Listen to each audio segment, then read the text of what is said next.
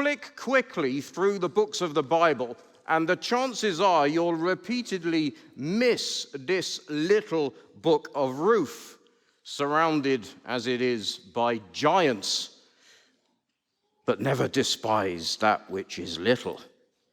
Picture a hinge on a door. It's a small, unassuming thing, yet it does some heavy lifting in getting that door to turn, pivoting it through a wide sweep. Well, the book of Ruth serves as a hinge in the progress of salvation history. Here in the life of an ordinary family, we see God's purposes for all people pivoted forward to an extraordinary degree. Look there at the very first verse of this book. In the days when the judges ruled. We have a sobering record of those days in the preceding book. Everyone did as they saw fit is the constant refrain. These were days of anarchy. Look then at the very last verse of this book. Obed, the father of Jesse, and Jesse, the father of David. We read in the following book of this David being anointed as king. The days ahead would be days of monarchy. A sweep of history then from anarchy to monarchy is a momentous one. And the little events of this little book of Ruth are the hinge upon which this movement turns. I say little events because in these 4 chapters, most of what we see is the ordinary stuff of ordinary life. At least what has been ordinary in the lives of most people in most places most of the time, as our news feeds constantly show us. Here in this 11:30 congregation, we're an amazingly diverse bunch. I'm familiar with enough of your stories to know that there are those of us here for whom, like Eli Melech, wanting the best for his family, circumstances have dictated disruptive moves, even to a strange country. London has become your Moab. There are those of us here who, like Naomi, have been bereaved of a spouse and have struggled to adapt to life without them in a harsh world. There are those of us who, again, like Naomi, carry the whole weight of fending for and doing right by our children in a hostile culture. We can relate to the all too human experiences recounted for us in these verses. For what we have here is the stuff of everyday life. Whatever else we hope for life to be, it is also this. In this book of Ruth, then, we discover that it isn't the battle cries of the triumphant that pivots history forward, but rather the bitter tears of the bereft. Who would have thought it? Now, here's the one thing I'd like us to take hold of and hold on to this morning. The Lord will provide the bread of life at Bethlehem. At risk of you now switching off or falling asleep, I give you this up front. The Lord will provide the bread of life at Bethlehem. This book is a book about bread. And that's not as mundane as it sounds. This is a book about the bread which will sustain us in severest scarcity, fill our bitter emptiness, satisfy our deepest hunger. We begin to appreciate this as we trace Naomi's journey here in chapter 1. Have you seen the sweep? It's this. From Bethlehem to Moab, and then back to Bethlehem. From Bethlehem to Moab, and then back to Bethlehem. That's quite a journey. And I'm not meaning the miles clocked up. There's far more to this than geography. Bethlehem, as the Hebrew word tells us, is the bread basket of Israel. But the first thing we're told in this book makes for troubling news. Verse 1, in the days when the judges ruled, there was a famine in the land. In other words, the bread basket is empty. Now, famine, whenever it occurs, doesn't always have an attributable cause, but in the days of the judges, it did. Wickedness was on the increase in the land during those days, and it reaches its height in events in and around Bethlehem, as the closing chapters of Judges make plain. Everyone did as they saw fit. That was the refrain. And there was a danger in that for the people of Israel. The Lord had told his people in Deuteronomy chapter 8 that if they did not obey him and follow his commands, then you will be cursed in the city and cursed in the country. Your basket and your kneading trough will be cursed. The fruit of your womb will be cursed, and the crops of your land, and the calves of your herds, and the lambs of your flocks. You will be cursed when you come in, and cursed when you go out. The empty basket, the cursed kneading trough. Now in Elimelech's day, there was famine in the land. What was this man to do? Elimelech, and certainly his wife Naomi, are portrayed to us as faithful Israelites. There's no suggestion that they were complicit in the wickedness that had taken root around them. But now the bread basket was empty, and the impact of that was beginning to bite. What were a faithful man and woman to do? Well, verse 1, Elimelech, together with his wife and 2 sons, went to live for a while in the country of Moab. A good decision or a bad one? It may simply be for this family, for the lack of other options open to them, that they had no real choice. But the choice is an extraordinary one. If Bethlehem was known in Israel as the place where bread was to be found, one place outside Israel where bread was known not to be found was Moab. Generations previous, before the days of the judges, before they had entered the land, during their wilderness wanderings, this people had sought hospitality in Moab. None was received. Instead, the Moabites sought to drive them out with a curse. So in Deuteronomy chapter 23, we read, no Ammonite or Moab or any of their descendants may enter the assembly of the Lord, not even in the 10th generation, for they did not come to meet you with bread and water on your way when you came out of Egypt. It truly is an extraordinary journey that the family of Elimelech set out upon.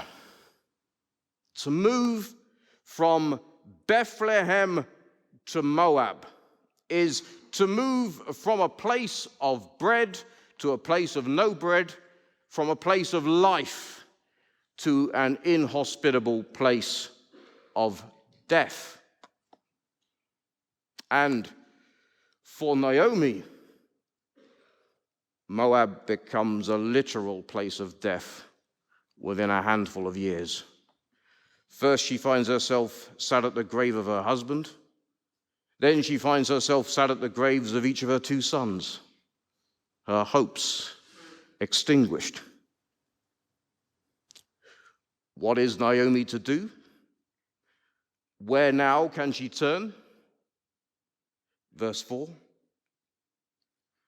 When Naomi heard in Moab that the Lord had come to the aid of his people by providing food for them, she and her daughters-in-law prepared to return home from there.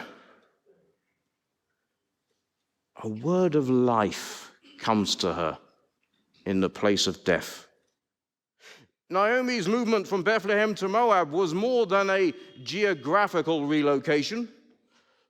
Likewise, her movement from Moab to Bethlehem. The recurring language of return and going back, first on Naomi's, then on Ruth's tongue, points to that. Returning home. On hearing the good news that the Lord had come to the aid of his people, Naomi's faith is rekindled. She returns home. Whatever else those years of famine had been about, the Lord had now shown that he is both willing and able to provide bread for those who come to him and trust him to provide for them. Naomi has been away a while. Now going back to Bethlehem, she is returning both to the land and returning to her God. Naomi is returning home in this double sense. We glimpse that in what Naomi says to the women of Bethlehem there in verse 20. Don't call me Naomi, call me Mara, because the Almighty has made my life very bitter. I went away full, but the Lord has brought me back empty. Now, that may not strike us as particularly faithful talk. And her attempts to interpret the sweep of recent events may not be entirely on the mark. But notice who sits at the center of her lament: the Lord, the Almighty himself. She's there to do business with him. Naomi's faith is being rekindled, but it hasn't yet been reignited. That's good news of the Lord providing bread for his people. That news needs to translate into news of him providing bread for bitter Naomi. Bread that will sustain and fill and satisfy her personally. Will the Lord provide? I've already given you the spoiler.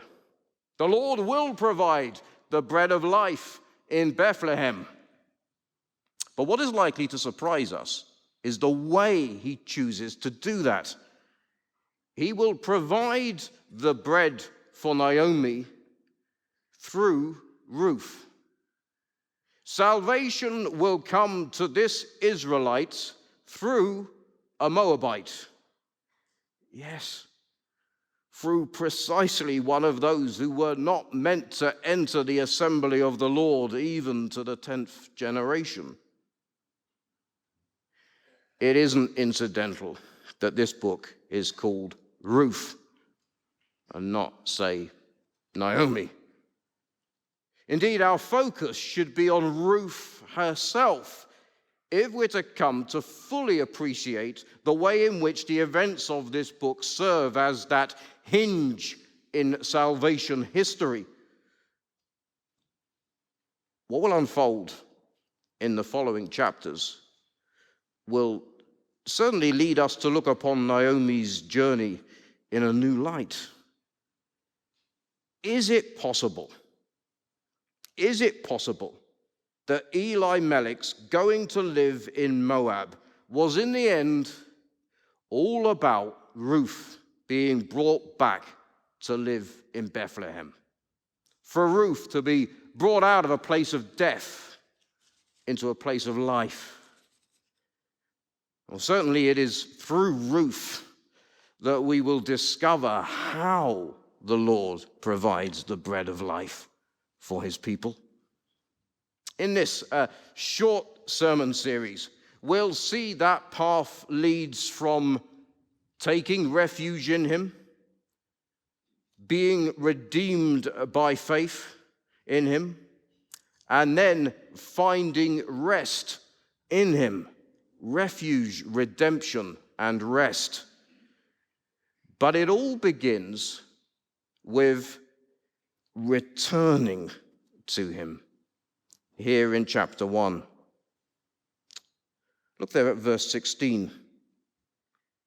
Ruth says to Naomi, "Don't urge me to leave you or turn back from you. Where you go, I will go, and where you stay, I will stay.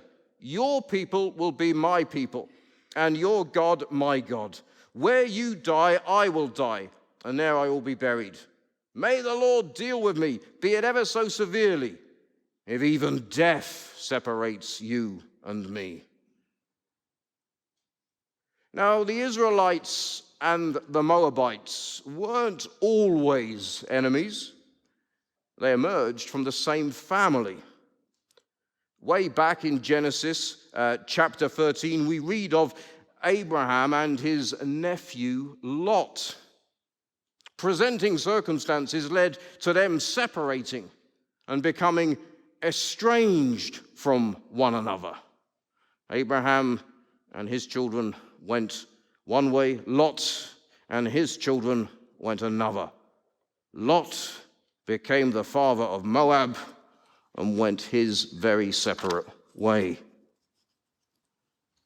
But now, all these centuries later, in the way in which Ruth binds herself to Naomi, the long estrangement between Abraham and Lot is finally overcome. You see, this chapter isn't only concerned with Naomi's return, it is equally concerned with Ruth's return to Bethlehem. How can you return to a place you've never been? We might have expected Naomi's return, but who of us saw this return coming? Ruth, no longer Naomi's enemy, but her dearest friend, is returning home. It's been a long way round, and she's returning confident that even death will not be able to separate them again. The significance of this will escalate through this book and far beyond it. In that generation, salvation will come to this family through the Israelite and the Moabite bound together. In the third generation, salvation will come to this nation through a baby born in Bethlehem of both Israelite and Moabite blood. One who doesn't only enter the assembly of the Lord, but who will sit on the throne of Israel. Then, some 14 or more generations later still, salvation will come to the whole earth through a baby born in Bethlehem. Who, by naming Ruth in his genealogy, we know has both Israelite and Moabite blood. The one who now sits on the throne of heaven. Friends, in those times of scarcity and emptiness and deep hunger that all of us at times know only too well, where do we look for bread? Bread that will truly sustain fill, and satisfy. For each of us, there is a Moab.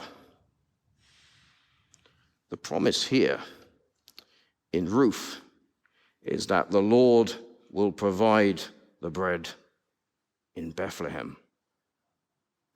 But the promise for us here today, much further on in the progress of salvation history, is that the Lord has now provided the bread of life in Bethlehem once and for all.